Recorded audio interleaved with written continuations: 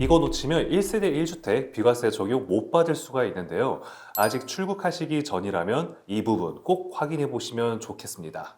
네, 맞습니다. 이미 1세대 1주택 비과세 요건을 갖췄다고 해도 미국으로 출국한 뒤 비거주자 상태에서 한국 집을 팔게 되면 비과세 적용이 제한될 수 있습니다.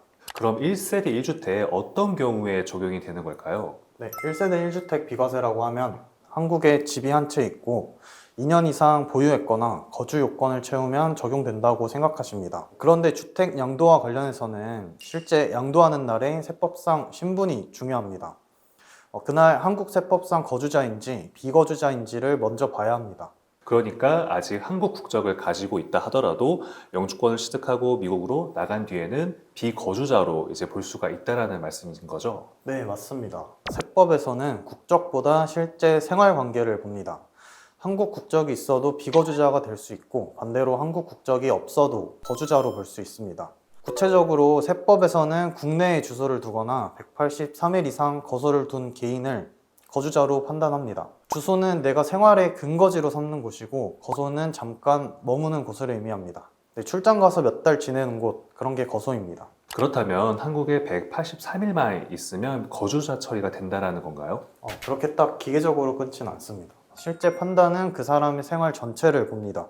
가족이 어디 있는지, 소득은 어디서 생기는지, 생활 근거지가 어느 나라인지, 예를 들어 배우자랑 아이들을 미국으로 데려가서 미국 회사에 취직하고 계속 생활한다면 비거주자로 볼 가능성이 높습니다. 반대로 본인만 해외에서 일하고 가족은 한국에 있는 경우 가족의 생계를 위해 해외에서 근무하고 있는 이런 상황에서까지 비거주자로 판단하면 너무 가혹하겠죠. 이런 경우에는 거주자로 볼 가능성이 높아집니다. 회계사님, 그러면 비거주자가 한국 부동산을 팔게 된다면 세금 계산은 어떻게 되는 걸까요? 한국 부동산을 팔아서 생긴 소득은 한국에 과세권이 있습니다. 비거주자도 한국 부동산을 팔면 한국에 양도소득세를 내야 합니다.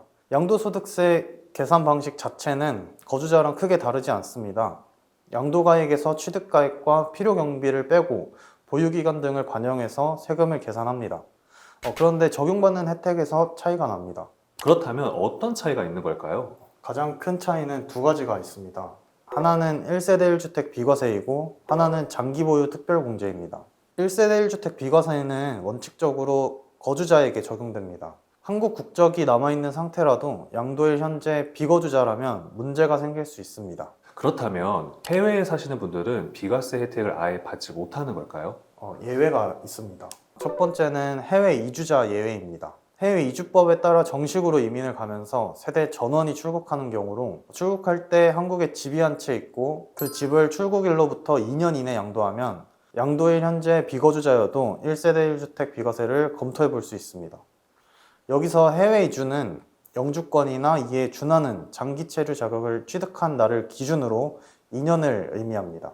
그렇다면 두 번째 예외는 어떻게 될까요? 취약이나 근무 때문에 해외에 1년 이상 계속 살아야 하는 경우, 예를 들어 아이의 학교 문제나 회사 발령 같은 경우가 해당할 수 있습니다. 이 경우에도 마찬가지로 세대 전원이 출국하고 출국할 때 집이 한 채여야 하고 출국일로부터 2년 이내 매도해야 합니다. 그렇다면 이제 2년 이내라는 양도 조건도 꼼꼼히 한번 살펴봐야겠네요. 네, 이게 생각보다 중요합니다. 매매 계약서 쓴 날만 보고 2년 안에 계약했으니까 됐다고 판단하면 문제가 될 수 있습니다. 실제 양도 시기는 보통 잔금을 청산한 날 또는 등기가 끝난 날을 기준으로 봅니다. 부동산 매매는 매수자 찾고 가격 협상하고 잔금 일정 잡는데 시간이 생각보다 많이 걸리잖아요. 2년이 얼마 안 남으셨다면 지금 당장 움직여야 할 수도 있습니다. 그럼 여기서 우리 시청자분들이 가장 궁금하실 것 같은데 비과세를 못 받더라도 세금을 줄일 수 있는 방법이 과연 있을까요? 장기 보유 특별 공제가 있습니다. 비거주자도 이 공제는 받을 수 있습니다. 3년 이상 부동산을 보유하면 보유 기간에 따라 6에서 30%까지 공제가 가능합니다. 그런데 거주자에게만 적용되는 특례 공제, 그러니까 1세대 1주택 장기 보유 특례로 최대 80%까지 공제받는 건 비거주자한테는 적용이 어렵습니다.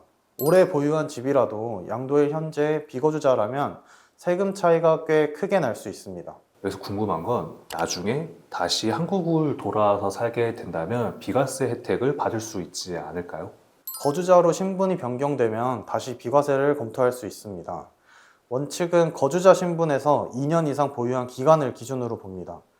비거주자였던 기간은 원칙적으로는 제외됩니다.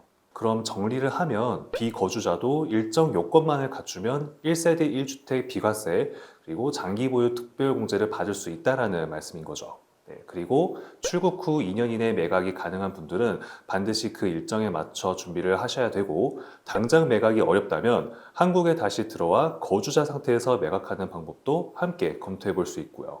네, 맞습니다. 그래서 한국 집을 무조건 급하게 팔 필요는 없습니다. 네, 오늘은 비거주자의 1세대 1주택 비과세 요건을 함께 살펴봤는데요. 미국 영주권을 준비하고 계시고 한국의 1주택을 보유하고 계신다면 출국 전에 매각 시점과 세금 요건을 꼭 확인해 보시길 바라겠습니다. 오늘도 긴 시간 영상 함께 해주셔서 감사합니다.